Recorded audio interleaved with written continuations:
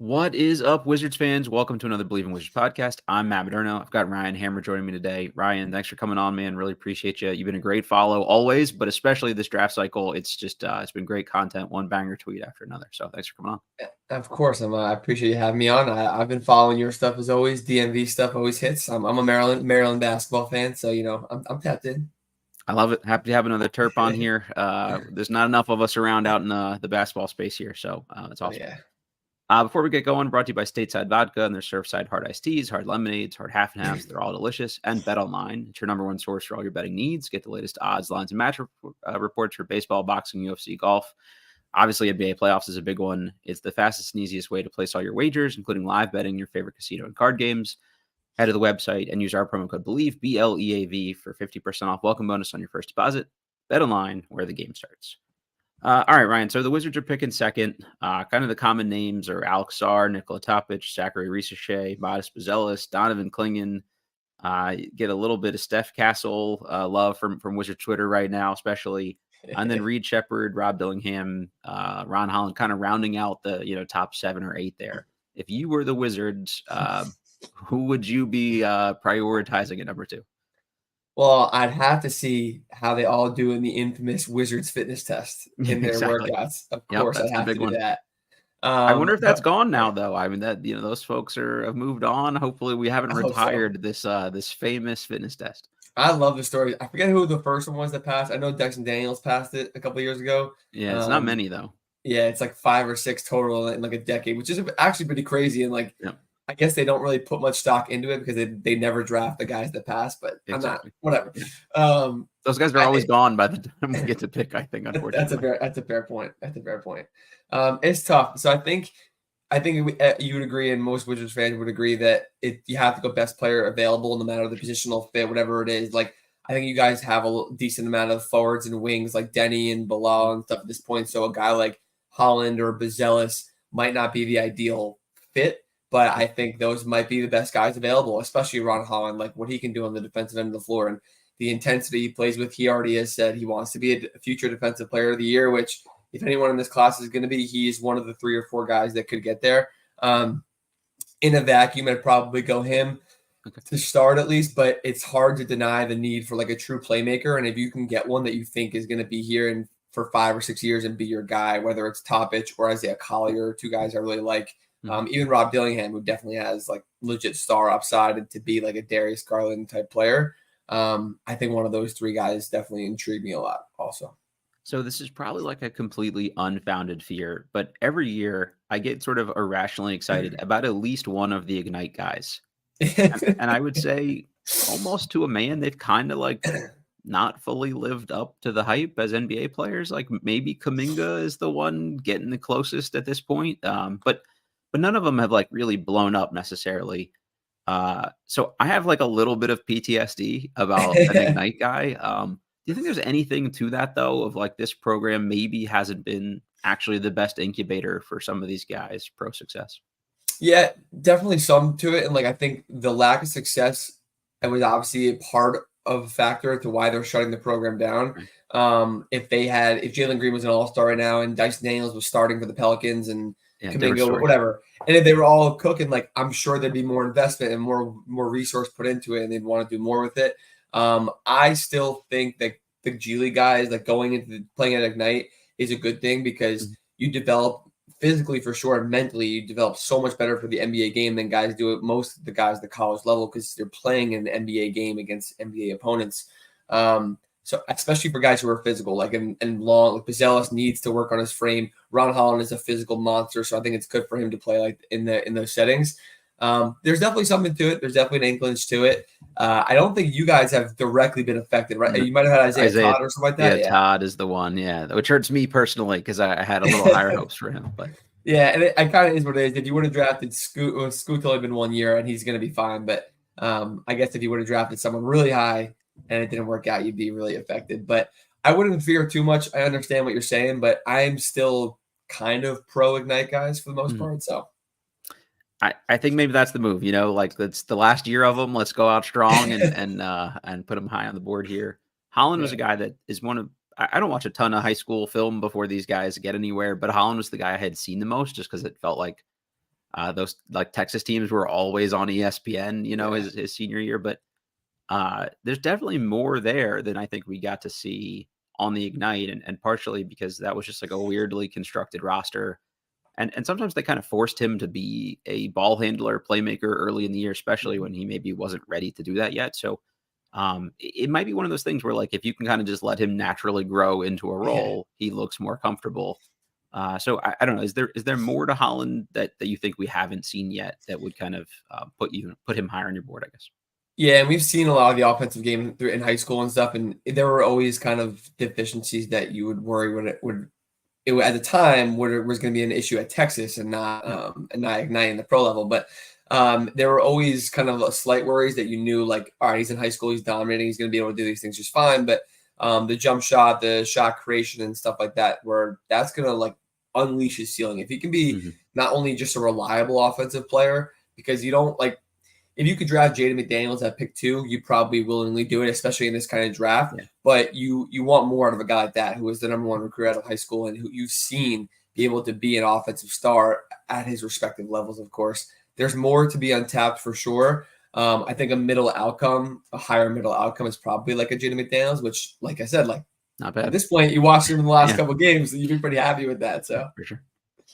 That's awesome. You mentioned Isaiah Collier. I think everybody that watches draft stuff has like their guys, like there's always a couple that you kind of just latch onto and maybe are higher on than consensus. So I know he's one of those for you. So can you just kind of fill listeners in on why you like Collier maybe more than folks seem to? Yeah, it's not even like there are some guys I will admit that I just like watch when I have like that weird thing about him, like, yeah, this guy's gonna be great. Like, I just love, exactly. And I latch on and you go with certain guys at some point, but sure, I just don't understand why people aren't as high on, maybe not as high on him, but people have him like 15, 16, I think I've seen and stuff like that. And outside the top 10, I think that's crazy because he was a guy, like, we see this a lot with like Gigi Jackson and Anthony Edwards. Like, there's a bunch of guys, Darius Garland when he was at Vanderbilt. There's a whole list of guys who play at really high usage on really bad power teams, and they still produce and do well, and the efficiencies aren't perfect, but they're not all that much of a worry. The film looks good. Like, Isaiah Collier is a monster. He's physically ready to compete in the league. He's big. He's a great passer. He obviously has to work on some turnover things, but I attest most of that to the high usage and just his development of decision-making that obviously is just like anyone else, taking strides. He's a good scorer. He's a really good finisher. He's aggressive. Like, he plays with a really good mentality. When you hear him speak, he's all about like leadership and leading by example and stuff like that. He's the guy that's talkative and communicating on the court the most. There's every ounce of his game I like. Obviously, in the 3-ball and the jump shot and the 3 off the bounce is going to be a huge thing that unleashes his ceiling also, kind of like Ron Holland, but of course in different settings. Because I think there are guys like, and I think defensively he's fully there. He just needs to focus and lock in. Some people see him as like a negative defender. As long as he's just like, they literally get him to focus and buy into his system, they're going to be fine because he's super quick. He's strong. He lives up to the moment when he plays in one-on-one matchups, which I really like to see. There's just a lot to like that I think you could get a legit star out of him. And I see the other guards like Reed and Rob, and there are other things to like in their games that are better than they are in Isaiah's. But I just like more of it. I like my chances more with Isaiah being really good. So. Yeah, I think the defense, especially, you nailed it there, right? It's not a tools thing. When he was getting beat by guys, it wasn't because he didn't have the physical ability to do it. Whereas I do kind of wonder about that with Rob Dillingham. Like, is there a world where we ever see him be like a plus defender? He's just kind of skinny. He's not like a crazy athlete. So I think the chances of Collier being a better two-way player are higher maybe than somebody like Dillingham. But also, freshman point guard is kind of maybe least equipped to survive a team that's just sort of a mess across the board. And they were maybe one of the more disappointing teams in college basketball. And maybe giving the keys partially to a freshman point guard isn't partly to do with that, but also it just looked like the pieces never fit, and he may have kind of suffered from that a little bit too, I think. Yeah, and it kind of is what it is, and I think it's just one of those guys I would take my chances on. And maybe Gigi Jackson was a little riskier last year. I had him like close to top 10 or something like that. But like I said, the talent's there, and you have to watch film for guys like that because it's not fair when, like you're saying, the 18-year-old is on 31% usage and touching the ball basically every single possession, it feels like. So. This is also, I feel like, the Golden State Warriors model of like, let's just bet on the guys that were 5-star high school recruits too, and that the player that that they were to get them the 5 stars is kind of the guy that's more there than a mixed bag of college tape. And he also, by the way, he had really good stretches too. Like I'm talking like, oh, he just totally disappointed all year, but he had like a month-long tear, I want to say in like late February, toward the end of the season where he looked exactly like that guy. And I think I'm more willing to bet on like the high end of a shorter sample size when someone's that young. Yep, that's a good point. I like that. Another guy you like, I think somebody I've also been pretty high on throughout the cycle here, TJ Salouam, another French player, probably 6'10", for anybody not familiar with his game. I think as Wizards fans, we've been talking more about Zachary Risacher, but Salouam is like starting to get a little bit more buzz and hype going here too locally. So I'll give you the floor here. Why is this guy higher up your board than most? I don't think he's going to go. He'll get considered. I'm not going to say it. Never know. You never know. I'm not going to say he won't get considered that too, because he might. You never know. But they should at least work him out. I would think. Be thorough. Exactly. Even if like they consider some trade back to 5, 6, whatever. I don't see a huge gap, if at all, between him and Risacher. I think they have very similar strengths and weaknesses. I think Salon's a better athlete. He's a much better cutter and off-ball player, where you can see that maybe a higher floor and maybe a slightly lower ceiling, because the shot creation on ball is nowhere near as smooth as what Risacher has. And I think that's a big part of people are like, oh, it could have like a French people say all the time on Twitter, like French KD, whatever, like random things when they see tape. But you get what I'm saying, like whether it's Brandon Ingram or Tatum, KD, whatever it is, those nice scoring forwards.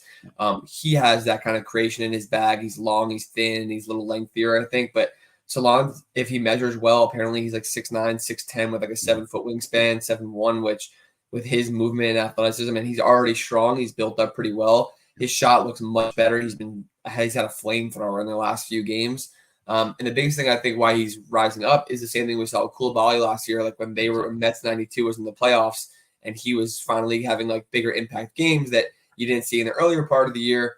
People were, and other guys are playing the combine and private workouts that don't mean as much. Teams are going to be like, holy crap, like, yeah, this guy's the real deal. And I think it's legit. I was kind of weary on him. He's been in my top like 15 to 20 for most of the year, just because like you've kind of seen the flashes. But the last couple of games have really opened my eyes. I've just been doing a lot of him versus Risacher study, which is probably not enough because Risacher is playing also and playing well. And I need to get into like, I have Tyler Smith up there. Like, do we scratch the surface with Reed and Clean and Castle and all those guys? Like, at what point do you say, all right, we're just going to go for maybe the biggest upside swing in the drafts? Yeah, like I said, there's always that guy. I think he could very easily be that guy. Like you said, it's the last guy playing, often goes up, but he's also someone that gets in there late for workouts too. I think he's another dude that's going to impress. The first thing that got me was the FIBA, I want to say under 19 team, maybe under 18 team, I forget, over the summer that he played on.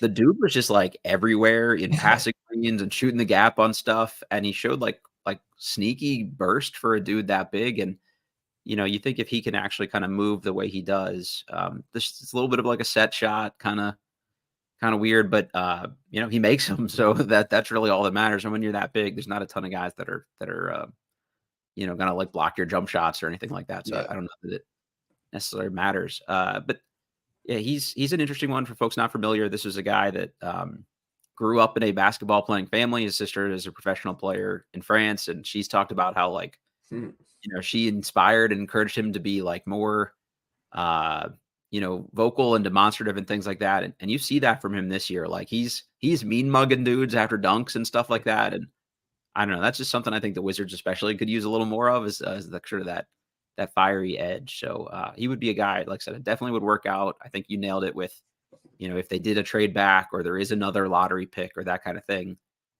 This Wizards front office is a lot of former OKC guys. He seems like he would be an OKC kind of guy. So people have kind of compared him to Ousmane Dieng a little bit, which is not, I don't think it's really fair, but like the same size, and that's about it. Yeah, they're both French and interesting upside prospects. But like you said, like the eye test is changes for every person, and it's tough to fully gauge on like tape. And yeah, I'd love to see him in person also if I had the opportunity to go watch Cholet, I think is how you say it. But he looks like an absolute monster out there. He looks much bigger than everybody, stronger. The burst, like you said, at his size is crazy. Like the vertical leap also, and it's exciting. So we'll see. Maybe he ends up going 2, 3, 4 because you never know with the draft process. Yeah, especially in a year like this, it seems more likely that someone like him will kind of surprise us all day of. I've had like this sort of team building theory around the draft of just like, I would always default to the wing if I could, in like a 50-50 situation because they're harder to get in free agency. I'm starting to feel that way about like versatile fours because I think he's really more of like a real forward than a wing, but Yeah. he can guard wings in certain situations. He can be a little more perimeter oriented, but he could also guard bigger guys too. And I think that sort of guy that can do a little bit of both has become even more important in the NBA when you've seen kind of these scaled down fours who can all pass, dribble, shoot. Like obviously we've got Kyle Kuzma here in Washington, but like that archetype player, I think is something that teams seem to be, trying to find every year in this draft. And he might be kind of the best of those mold guys that I can think of. It's probably him or Buzelis of like the scalable fours. So if you had to pick between he or Buzelis, who would you have higher up of the two? I'd probably go Buzelis strictly for the upside and the long-term play, although maybe that sounds stupid now that I'm thinking about it. I just think Buzelis, like, I tend to lean on guys who are the forward side, they're lengthy, but they have legit guard skills. Like, sure, Solana has shown a little bit and flashes of decision-making, but the on-ball stuff I've seen from Buzelis has been at times very awful, and he's turned the ball over and, like, it's become an issue, but it's because he's confident and he's playing at Ignite where they let him just go. Right. And I buy into the skills enough to just be like, hey, let's work on his development, his decision making, and we'll get him there. So makes sense. Another tweet of yours that I thought was really interesting. I'm going to just kind of tease them out a little bit here. Sure. You had biggest winners and risers from the combine this week. I said AJ Johnson, he played over in Australia's NBL this year. Kyshawn Johnson out of Arizona. Nikola Djurisic, I cannot remember the team's name off the top of my head here. Enrique Freeman from Akron, Baylor Scheierman from Creighton, Devin Carter from Providence. I had never heard of Enrique Freeman, and I watch a sick amount of college basketball before Portsmouth, and he was really exciting. Like the Wizards have Eugene Amarui, a guy that went undrafted, but he's productive just because he like plays hard and is kind of everywhere. And you're surprised by the box score at the end because you're like, this guy shouldn't be really that good at 6'7", but that's kind of what Enrique Freeman reminds me of just like that more productive than you think he would be from just sort of his overall skill set. But any of those names you want to specifically talk about? I think some Wizards fans are really getting in on AJ Johnson too. So a little talk about him would be interesting. Yeah, AJ definitely is one for you guys at 26, right? Yeah, 26. Yep. Yeah, I mean, and especially depending on how you go, obviously with your second pick, the team's first pick will kind of depend on maybe a positional thing. You don't want to draft two upside guards together. Like there's some of it there. But AJ's, I think that's where he starts to consider probably once he get past 20 as of right now, at least. And he is raw. He's young. He's unproven. So this combine week meant so much more for him than it did for everybody else. And I think teams needed to see exactly what they saw out of him, like 6'5", 6'6", 6'8" wingspan. So that's a small forward in the NBA realistically. But he obviously needs more in his frame, but he's so skilled. He's a true guard. He can score. He can create, score on all levels. There's a lot to like in his game. I wish he didn't go to the NBL because they obviously, those teams are trying to win a championship. They're not trying to develop guys. And even through the NBL Next Stars program, like it's a little tough for some raw guys like him. So I think he's actually a guy that college would have benefited him, but maybe this is all meant to be. He rises up now and falls into the right spot and what's meant to be will be. But it's hard not to like his game. There's not a ton to go off of, but from what there is, he's just someone that you're willing to take a risk on. Like the upside picks, as the Wizards fans know, will either get you fired or get you hired, and he's one that I would willingly take. Especially at 26, right? The risk reward is a lot greater because he has the reward of a guy that's much higher in the draft. And at 26, you can kind of, wave away like, well, it didn't work out. It was worth the swing. I was talking to some guys in our, our local group chat here, and they were bringing up AJ after the combine. And I said, look, I'm just putting it out there. Like he was actively bad a lot this year during that season. So just giving you the full context. because he was somebody I wrote off early because I was like, this dude is like years away from being years away. And I still kind of feel that where like he's maybe the dude that is on his second contract by the time, he's like really contributing on an NBA court, just as the frame and the skill level kind of all catch up to, like the tools, but still again, worth it at 26, especially, if you're a team like the Wizards who needs all the like high end talent swings you can get. Yeah, I think you hope that you kind of get a bargain on that second contract is what it is. Where like Right. year 1, year 2, he either is in the G League or two-way or minimal off the bench and stuff like that in the league. And then when it's time to extend him, I guess going after year 3 or something like that, whatever his contract is, or after year 2, you extend him for a really cheap option as long as he's been okay or good enough. And then all of a sudden that's when he starts to really bloom at age 20, 21, 22. And then you're starting to reap the benefits, kind of like teams with like the Knicks and Deuce McBride, completely different player, but like they are reaping the benefits now because they got him on a cheap deal because it took him a little bit of time. That's all. So, yeah, it's a great way to look at it too.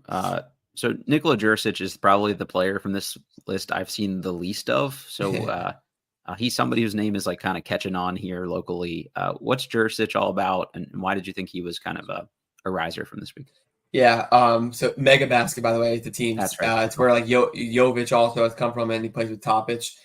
He's been through the draft. Right? He's older, so a lot of the international guys usually aren't old. I think he's going to be 22 something on draft night. Yep. He's older. He's been through the draft process before, which I think has helped him clearly. Like he got the feedback he needed. He saw what he struggled on the American NBA pro level, and when he went back and tried to fix and improve those things, like his shot has definitely improved a lot this year, and you saw that at the combine a little bit. But he's big. He's like 6'8". Doesn't have a super long wingspan, but like a 6'8", 6'9" wing. He's got good size. He's crafty. He got that Euro craft in his game, which I always like to see. But he's good. He's improved a lot, and he's just a good decision maker and a good processor of the game. There are some aspects that are just who he is, and I don't have enough comfort just being like, I'm going to bump him up just because it's this draft class and he's been through all this before, because a lot of it has kind of been the same limitations. I forget who it was. Kyshawn George is a guy that people were saying, like, if you like Kyshawn George, then you should like Djurisic. I don't see the same sentiment at all with the age and upside and what and productivity and stuff like that. But he's interesting. 26. Some people like him up there. I wouldn't hate it. I think it's maybe worth the swing depending on what they see out of him, because obviously we're not in the building. But from what we can see, I'd probably go other ways depending on who's on the board. But I don't hate it. I was actually just about to ask about George, because he's a guy that also Wizards fans have really kind of gravitated toward with that 26th pick. So you would definitely go George of the two there, right? If both are on the board. If he's at 20, if he's there at 26, I find it hard to find any prospect on the board I would take over him. I like Kyshawn George more than most people, but talk about potentially untapped potential. He just finished growing like a few months ago, basically, and he's still kind of getting into that frame and working on his burst and athleticism at that bigger size. But the tools he has shown to be fair, somewhat minimum levels but really good efficiencies. The shot is unbelievable in every single way. Like, there is a lot to like in his game that you can work with, and talk about long-term like upside play. At 26, I think that would be a steal. So I want to say they play.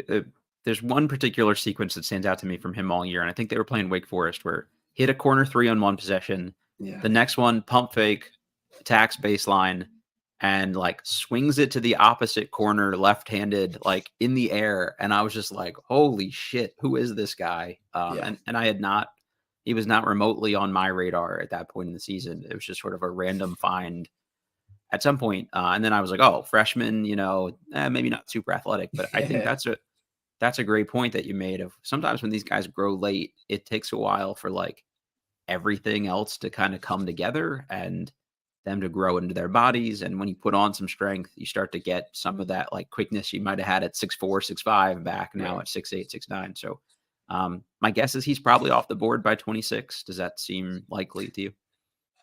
I would think so, but again, it's the same thing. Like I mentioned G.G. Jackson before, and never expected him to go 45 last year. A little bit different, but because of other reasons, but still, like, you never know. So another super popular name here that is probably most likely off the board by 26, but there's also some reporting that the Wizards may try to trade someone like Kyle Kuzma to get back into around the lottery. Carlton, Carrington out of Baltimore here, played for Pittsburgh this year, another freshman. Thoughts on Bub? Where do you have him kind of ranked? Do you think he's still even on the board-ish at 26? I don't think he should be, but there are a ton of people who think he will be / should be. I like the upside a lot. I think I see a lot of like D'Angelo Russell in his game, and like I also saw that in like Ty Washington, but I also think Ty Washington got screwed by the multiple trades and transition of the NBA, and I still think he could be good, but it kind of is what it is. But I think he's a super skilled offensive player. He's one of the youngest prospects in the class. I think he's the youngest college prospect in the class. He's not going to be 19 until the NBA season starts. There's so much to like in his game as a handler. He played a little off ball this year with Hinton and a couple of guys in their backcourt, which I think benefited him a lot because he was able to kind of flip back and forth and play a couple different roles to be a legit true combo guard, which I think is really, really good. But I think he could be a point guard if things go well. I think he's shown enough the efficiencies and productivity at his age, and with his upside, I think is awesome. He has great size, good length, good intangibles, and the IQ. There's a lot to like. DMV, why not, right? Yeah, I think that's probably the thing that takes him off the Wizards board. They've had this weird reluctance to draft anybody local, it seems like. So, like Maryland. Yeah, I know. We had our one bounce back guy of Alex Len a couple years later, and that we don't have to do that. Yeah, that's probably a good life choice. Yeah. Kyshawn Johnson out of Arizona is a dude that I probably didn't think was going to get drafted, to be honest, but I've always really kind of enjoyed him. He was fun at San Diego State. Really enjoyed him kind of scaling up a little bit at Arizona this year. Do you think he did enough for himself this year to kind of get himself firmly, in draftable range here, like as a solid second round pick? Yeah, firmly to be like a guarantee to be picked is probably not. I like him a lot. I think playing at Arizona was big for him to be in an offensive setting to show how he can keep up with high pace and stuff like that, and be an offensive connector. He does so many every ounce of the dirty work he's doing. Like diving loose balls, he's blocking shots, he's deflecting passes, he's connecting for passes, he's hitting the dunker spot, he's cutting behind a back door, and he does so many little things that is so easy to like. He's not terrible on the ball. If he needs to move around, he's never going to be a primary option in the league. Obviously, it's tough for him to get there. But when you're into the 40s and 50s, that's not what you're looking for. And even an undrafted deal, like so much to like in a guy like that. We talk about Enrique Freeman. I think is kind of a similar impact you hope to get out of both those guys. And there's no reason they both shouldn't get drafted. I don't think that you can just throw them into the rotation right away. But if you told me a year from now after their rookie season that, hey, they both played, 15 minutes a game on their respective teams and they got some minutes and burn on a play-in team or something like that, I'd very much believe that because those are guys that are going to be good pros no matter what and likely in the NBA. So he's another one of those like the Amarui guys I mentioned, not as in terms of the way they play, but the may go undrafted and then you look 3-4 years later and they're on a multi-year non-guaranteed deal with a team. Because they hang around with effort and things like that. Another one is Isaac Jones out of Washington State. He gives me those same kind of vibes too. Like I every time I watch him, I never think he's that good. And then I look down and it's like, oh, you had 15 and 7 every single time. So those guys are always kind of interesting to me. Yeah, and he's got a great story too. And I think he's at Idaho before Wazoo. And he was putting up like a couple of 20 and 20 games. I'm like, who is this guy? Exactly. And then I started watching Idaho Vandal basketball, and then I learned. But it's cool to see a guy like that. I think he was PIT, G League Elite Camp Combine, so it's cool to see that those guys thrive. Yeah, I was trying to tell everybody that was the first year I'd been to Portsmouth, and that was like a really cool event. And to see some of these guys actually, make an impact at the actual combine was pretty cool. Yeah. The small guards you had on here, Jamal Shed, who I'm definitely higher on than most. Mark Sears, who is a bucket. KJ Simpson, probably like a 6-foot shooting guard, but he makes shots a lot, which is awesome. And then Bronny James. Any of those 4 guys you want to spend a minute or two and talk about? 26 is probably tough. I'm with you on Jamal Shed though. Like him and Mark Sears more than the other 2 for sure. They're way too good at what they do to not be good in the NBA. Mark Sears obviously gets the Jalen Brunson comparison. I think he's a tiny bit shorter or a very similar size, but he's small. He plays off 2 feet. He's smart. Like you said, he's a bucket. Like there are some things that are undescribable and undeniable. Like he's going to be good at them. If he's good scoring on 6'9" guys in college, he's going to be good scoring on 6'9" guys in the NBA. Maybe a little less, maybe a little more difficult. And Jamal Shed is so fun to watch the combine. I forget who said it. But if you watch like combine scrimmages, and I wish I could watch workouts, team workouts. Yeah, Guys are gonna like intentionally avoid him. Like I am not. Give me a switch, give me a screen, get me off this guy right now. And it'd be funny to know if agents are actually going to legit be like, oh, who's on your list, and then see him, and they're like, absolutely not. We're not going that day. The guy rolled an ankle that day. Yeah, he's a competitor, and he's not going to be 2022 until the season starts. So that's not young, but he's a younger age for most like seniors and older guys. There's so much to like in his game. Houston guys are going to be good in the league in some capacity. So I would take a flyer once. Probably pick, honestly, 26 and on is probably where I would start considering him. So yeah, I was thinking like I'd feel very sick if you're 35, picking in this draft and he's available. Like you just do it and you never look back. Exactly. He'll be on the team for 5 years. So a little bit of the Wizards just added Jared Butler to a multi-year deal. Kind of that sort of vibe to me of just like, hey, he's good. He'll be good here. Like, why not just sort of work it out?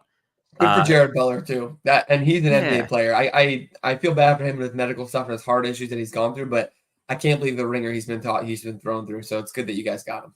Yeah, I think he's going to last here for a while, and they seem to like him. A couple other names that are probably in the mix-ish at 26. Dayton's DaRon Holmes, Virginia's Ryan Dunn, Cal's Jalen Tyson. Maybe he's gone by then, but Colorado's Tristan Da Silva. Johnny Furphy from Kansas was a freshman this year. That one I kind of don't get personally, so maybe you have some insight there. Justin Edwards from Kentucky, maybe somebody in that general range. Any of those kind of guys you would like if they were on the board most at 26 or think are especially kind of good fits for Washington? Yeah, well, I'll say Furphy, I have mixed feelings on, but mostly positives. I think he might be gone before that because I think teams are going to try to find like a Cam Johnson out of him, a guy who's legit 6'8", 6'9" in shoes, and he has good length. He can shoot. He can move. He's very athletic. There's a lot to like in his game of being a really, really good 3-and-D wing, 3-and-D forward. So I like it. I get it. I think I think teams like Cleveland and Orlando before at 1920, I think it is, and New Orleans can use guys like that with the spacing ability on the size. So we'll see if he's on the board. But I think DaRon Holmes makes a lot of sense. I think you like the group of bigs right there, realistically, between him, Edey, Kel'el Ware, and Yves Missi, I think are all in play, and likely you're going to have at least one of them on the board, hopefully at 26. Right. And if you don't like the one, you don't go there. They all have such different traits and strengths, which is really intriguing to see what teams are going to prioritize what traits in their bigs. Like DaRon is probably the best all around. He's a good shot blocker and a really good passer. Edey is a large human being and he's a monster. Yves Missi is the best athlete and he's young, maybe some more upside there. And Kel'el Ware has got like that Miles Turner upside with the ability to space and also shot block pretty well too. So I think all of them are good. I like DaRon the most because I think he just kind of gives you the flexibility in Washington to when you're moving forward to not really pigeonhole yourself, which you won't be doing with most of these guys. Maybe Edey pigeonhole yourself a little bit into a lower ceiling, but I like DaRon. I liked him last year coming in to get to the league. I understand why he didn't get there, but he should be a first round pick this year. So if he's on the board, I like that one. I was hearing some stuff like a month ago that he was thinking about going back to Dayton again. And I was like, dude, what are you doing? Oh, I know, he's too good. If teams aren't telling him giving him good feedback, like I'm sure he's like, I just have to make the business decision and be like, it's not meant for me right now. But I'm hoping that he's giving good feedback because if he's not, then we got something wrong with scouts. I'm totally with you. That one just seems like a no-brainer to me. Another guy that I really like, and I've got the receipts backing this one up for a while here, and he hasn't seemed to rise up the board, but I thought he had a pretty interesting combine and showed a little more defense than maybe he had in his college season, is UC Santa Barbara's Ajay Mitchell. He was getting in dudes, it seemed like to me, and you already know the kind of offensive skill set is there. I think he's he's got the complete offensive package despite not being like this elite athlete. Where are you on Mitchell? And am I crazy for thinking that like Rookie Scales consensus board has him 51, which is also where the Wizards pick. So I'd take that. But to me, that's like a no-brainer, like late first round pick. How do you feel about that? Yeah, that's crazy. That's actually insane. I think people don't watch Big West basketball and they're always playing against whatever. And like, yeah, he played pretty well at the people just find ways to push guys that don't have a good storyline. To be completely honest, like they're for most draft people and like social media and Twitter, like they do their due diligence and they do their work, of course. And a lot of them, like us, like Ajay Mitchell. I'm with you. I got the receipts back to like 2022 of like, this guy's a pro. This guy's a pro. He's from Belgium too. He played a lot overseas, which I think has helped him as a bigger guard too, because he has legit size. Really hone into that craft. He's not like a great athlete. He's not a bad athlete. Like, he's not super fast, not super slow. He's just all around a really good guard and a really good guy who can be, I think, a combo guard, but can be a lead guard. I could see us talking about him the way we talk about guys like, I don't want to say like Tyrese Maxey, but Emmanuel Quickley and stuff like that. And like maybe some star upside, but I could see him being a starting point guard in 4 or 5 years on a team. People are like, damn, like, because he went to UC Santa Barbara, like, we were sleeping on him and stuff like that. So we'll see, but I'm with you. I like him a lot. I may be confusing this, but I want to say Gabe Vincent is also UC Santa Barbara alum, and it's like that dude is just hung around the league and was super undervalued. And I don't know, we got to start hyping that school up a little bit more. And they're smart enough to go to school in a place like Santa Barbara, which is beautiful. So should get some extra points for that too. A very good point, yeah. And then maybe the one knock on Mitchell is sort of the really low 3-point volume. And if you're going to have him in a more role player-y role, he probably has to be able to space the floor a little bit. But to me, the guy's got elite touch. And you've seen it from floaters and the finishing packages and things like that. There's no world to me where he doesn't end up like he's already shooting a good percentage. He just doesn't take a lot, but I can't imagine that can't scale up pretty easily. Yeah, I have never seen anything that's really going to doubt him scaling up volume and shooting the 3 ball if he has to shoot more because of how the NBA offense is going to run. It's just what he's been comfortable getting into the lane and drawing fouls and stuff in the Big West. And so I wouldn't be worried at all because his mechanics look good. Everything looks fine. So. For Wizards fans, former teammate of Victor Wembanyama earlier in their careers overseas, and again, another native French speaker as well growing up too. So that'd be cool for Coulibaly to have a buddy. A couple other names here, maybe just in that 51 range. I've been sort of probably higher on Trevin Brazil than consensus. I like PJ Hall from Clemson, especially if he's somewhere there in the mid to late second round. Jonathan Magbo from San Francisco would be interesting, sort of in that 51 range. Really like Garway Dual from Providence still. I'm still holding out hope that, the Providence year was just sort of he wasn't ready for primetime yet. But any other names you kind of like as sleepers in that late second round kind of area? Honestly, like, it's going to depend on who ends up falling. I think there are a lot of the wings in this class. This class is very deep with the 3 and D wings. You should talk about Justin Edwards. He'll probably be gone by then. Yeah. But if an upside guy like that is still on the board, like, you probably take that and run, and hopefully he ends up panning out. But I think all those wings, like, I don't think Jurisic will be there that late. Dylan Jones probably won't be there that late. McCullough probably won't be there that late. But I just named like 4 guys. So one of them could likely, could slide. I like the guys you mentioned. I like Pell Larson, Nick Clifford also, guys who are, again, those 3 and D wings who you can see impacting an NBA team and basically right away, even in the 50 range, which is pretty crazy. But if there's some upside picks available, like those guys we mentioned, or even like Juan Nunez, who could be like a draft and stash, then maybe you go for that. But I'm with you on most of those guys. Yeah, Nunez is an interesting one, especially because the Wizards probably don't want to bring in 3 rookies this year, I think, on an already kind of young team. So stashing one of them makes kind of sense. Ryan, anyone we haven't talked about yet that just like, hey, this is another plant my flag kind of guy that could be in that late first, mid second round kind of range that you want to talk about real quick? There are always guys that can go talk about a million hours on. I didn't talk about Ryan Dunn a lot. I think Ryan Dunn for a team like Washington or Utah at the end of the first is worth the swing and worth the offensive concerns, because defensively you're getting potentially a Herb Jones level defender. I mean, I'm telling you're getting a Herb Jones level defender right away. Just the fact that can he be on the floor all the time with his offensive limitations. And I think you just because you guys have the patience to be like, hey, we don't have to shoot the ball at all in year 1. We're going to work on it. We're going to get you there by year 3 or year 4 or something like that. That might sound bad to some Wizards fans. They might not want to get in on that, but that's the reality of it. And I think that's a guy that you got to be worth it. There are other guys I love in the end of the first, like Harris Ingram, Baylor Scheierman. I probably think wouldn't make sense for Washington because you're not getting the most out of them in their first couple of years when their value is probably the highest. And then there's also those guards, like I think even though they're older, Tyler Kolek, Trey Alexander, I think could benefit a lot from being on a team where they can still have a really big role. So Trey Alexander is one that people don't like that I love his game. I think it's going to translate real smoothly. So same. Yeah, I took him with the Wizards 51st pick in a mock draft that I did, and I was like, dude, this is a steal. You got to do it at that point. It's crazy. Last one I want to ask you about. There's all kinds of other stuff, and the medical red flags are probably a big reason for this and the age, but Tyon Grant Foster from Grand Canyon is just like really good at basketball, and he's on basically no draft boards. Am I crazy for thinking, especially at somewhere like 51, you just kind of roll the dice on a guy like that? Yeah, I think why not? And or if you know he's gonna be undrafted, you kind of just bank on that because it's less risk, obviously. I'm with you though. Like the guy is way too good. He's way too good of an athlete, barring the medical situations, of course, and he's very, very old. But again, it doesn't really matter at some point because you're just trying to get guys who can play and who can hoop. And I think he's definitely one of those guys. And it was fun to watch him at Grand Canyon, not just in the tournament, but all season long. Like he was doing this. And he's obviously I don't know if he's a 5-star, but 5-star level talent, playing at Kansas at one point in the biggest of stages in college basketball.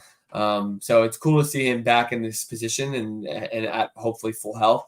If those things are fine, like I see no reason to not consider him once you get into the early second round, and someone could pull the trigger on him because they're like, you know what, like we've seen guys to medicals, like Cam Whitmore was a different situation because like he was obviously supposed to go top 5, 6, and he fell off, but guys end up panning out very nicely if their medicals are actually okay. So.